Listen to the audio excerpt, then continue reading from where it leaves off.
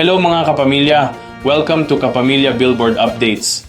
FPJ Batang Quiapo record-breaking na naman kagabi sa huling episode nito kung saan nagkita na ang mag-IMG si Tanggol at Ramon. Umabot na mahigpit 1 milyon ang sabayang nanonood sa online sa YouTube palanmang yan.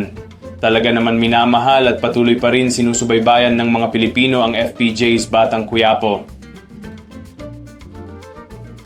Samantala, pagkatapos na in-announce ang mga bagong host na sina Melay at Robbie, mga bagong judge naman ng Pilipinas Got Talent ang ipinakilala.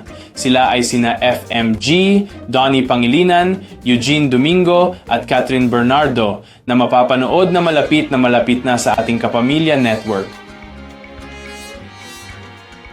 Ann Curtis may on-the-spot production number kanina sa It's Showtime bilang bahagi ng kanyang kaarawan. Masayang-masaya ang mga co-host niya na muli siyang nakita sa It's Showtime stage kahit ang mga madlang people ay masaya rin.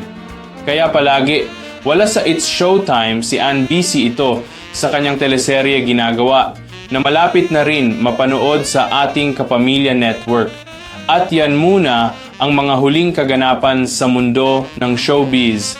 My name is William and this is Kapamilya Billboard Updates.